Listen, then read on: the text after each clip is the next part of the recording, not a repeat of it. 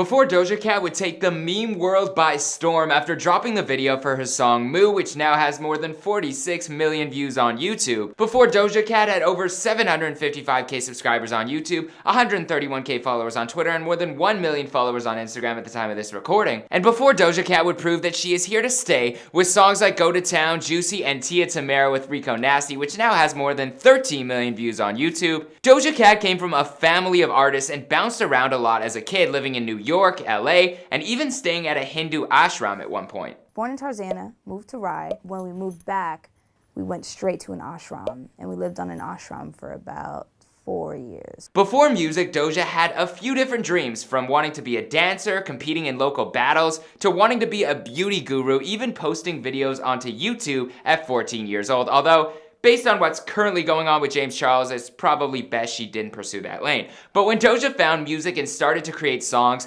she caught the attention of a label before completely blowing up after releasing a song about wanting to be a cow. Do you guys know how she came up with the idea for that song?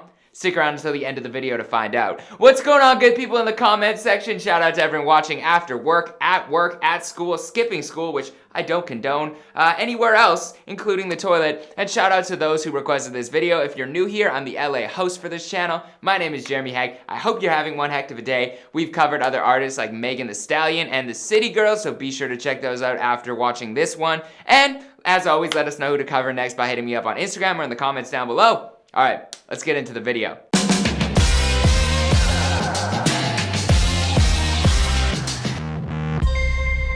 Hey, be sure to subscribe and hit that bell. Boom! I'm Doja Cat.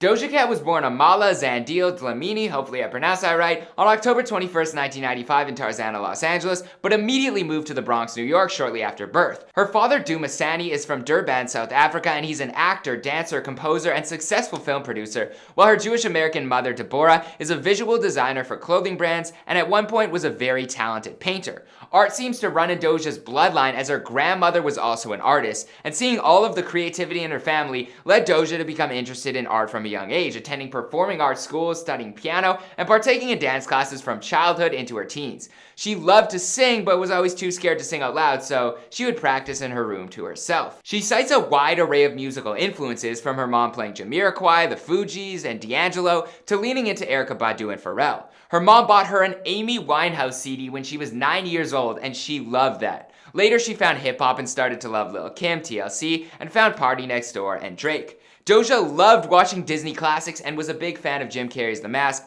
and she loved the movie Elmo in Grouchland. I remember watching that movie in like the 4th grade, and I was close to tears when Elmo didn't find his blanket and he was all alone. I'm okay, I'm good. Just give me a minute. Are you guys still here with Elmo? She also loved to play GameCube, citing Crash Bandicoot and SSX Tricky as her favorites. Both great games. Doja moved around a lot as a kid. She lived in New York for 5 years and then moved back to California. I picked up like skateboarding and and I had like a whole sporty sort of like childhood or whatever, where I would like go to surf camp and I'd skateboard. She even attended Malibu Mako's surf camp. When she was 8 years old, one of her babysitters would rap battle on MySpace. Apparently that was a thing, and young Doja was interested, so she created an account and would be typing rap battles towards fellow MySpace users. She'd be at the laptop and it'd be like, yeah, say that. I think I rhymed Marilyn Monroe with stupid ass hoe. And it was so bad. It was so bad, but yeah. Eventually, Doja moved to stay at an ashram for 4 years, which is a spiritual monastery. It was there that she learned about Hinduism and was influenced by the culture. That's also when she stopped skateboarding, just because there weren't many places she was able to do that around there. But she gave up the religion shortly afterwards. When she was 14, Doja began posting makeup tutorials onto YouTube with the goal of becoming a makeup guru.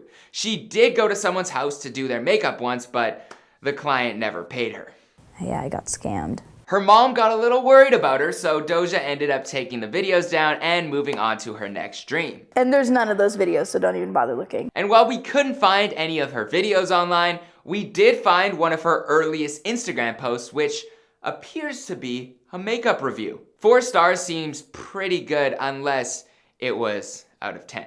Her early dance battle years were spent in ballet and jazz classes, but she started doing more hip-hop and pop locking when she was around 10 years old, and that continued into high school. She was even in dance crews competing in battles around LA. I feel like I sound quite corny saying pop locking, but that is how Doja described her dancing, okay? I'm not telling you the name of the crew because nobody needs to know that, and yeah, but because you could probably find some stuff. In the 11th grade, Doja decided to drop out of school and make music full time. She says that she wasn't paying attention in classes anyways, and she didn't feel like school was for her. She was more focused on her dancing and music. Other than music though, she never had a real job in her life. After dropping out, she lived a pretty low-key life, and besides hanging out in the occasional trap house to record records, Doja really just hung out alone in her bedroom making music for a year straight. She had a mattress on the floor with a computer that had a built-in mic, and she began recording into GarageBand over instrumentals she found on YouTube. She took the name Doja Cat because she was smoking a lot of weed at the time and thought that Doja also sounded like a cute girl's name, and she had a lot of cats in her life, so she added them together. She said it was really just a thought while she was high, and she stuck with it. Although she says that she has been sober for 2 years, so congrats on that. Cats are great. Cats self-clean, and they're soft, and small, and cute, and they don't bark. Her first song ever fittingly was called The Introduction, but after leaving it up for a week online, she decided to take it down. From there, she would post songs online and then remove them after feeling insecure about how they sounded. But in 2013, she released her actual debut single, So High, onto SoundCloud. At first, the song only got 2 views and she was pretty disappointed, but when it hit 12 views and 1 repost, it was enough encouragement to keep going. She took that as a sign that at least a few people out there wanted to hear her sing, and the song slowly grew naturally online from 12 views to thousands, and now it has close to 4 million plays on SoundCloud. Doja kept developing her sound and style and posting her music online while doing local shows in LA and growing an audience. So High began to gain some buzz and caught the ear of a label rep. The song was eventually featured on the Empire soundtrack, and when Doja was just 18 years old in 2014, she signed a deal with RCA Records, releasing her debut EP, Purr, with 3 R's and an exclamation mark. I guess she's always been into the animal themes. She even opened up for Asher Roth that year.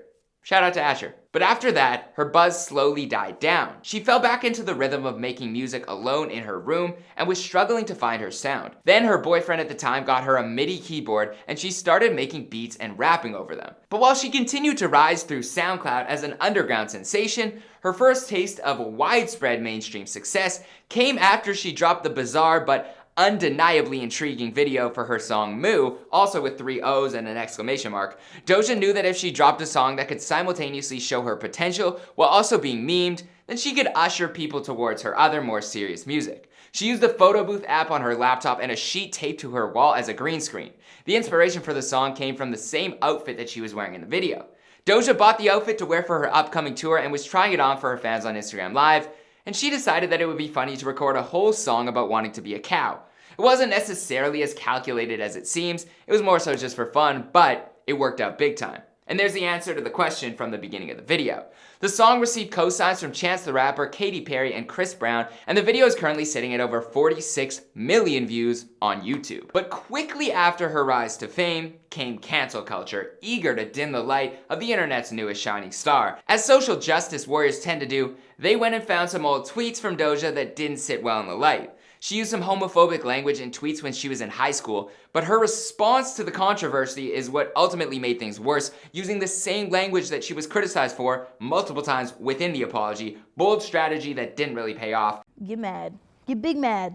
Get mad like a disappointed dad. And while the internet tried to cancel Doja, she just kept putting out good music. I can't use social media as much because it's just not even fun. It's a little repetitive. It's beautiful because there's a lot of love, but as much as there's love, there's like also a bunch of angry mobs and things like that happen. And in 2019, she found herself with one of her biggest hits to date, teaming up with Rico Nasty for the song Tamara, which now has more than 13 million views on YouTube. I saw them perform that live at Coachella, and both were fire. She released a deluxe version of her 2018 album Amala and continues to tour and create new music. Back in 2013, she posted a picture on her Insta of a fortune cookie that said, "You create your own stage, the audience is waiting." That cookie was right. But as for the rest of the story, well, we'll have to wait and see because this is Before They Were Famous. Here are 2 more videos for you to check out. As always, my name is Jeremy Hecht. Dream good, live better. Be sure to follow me on Instagram and let me know who to cover next in the comments down below. and I'll see you in another video.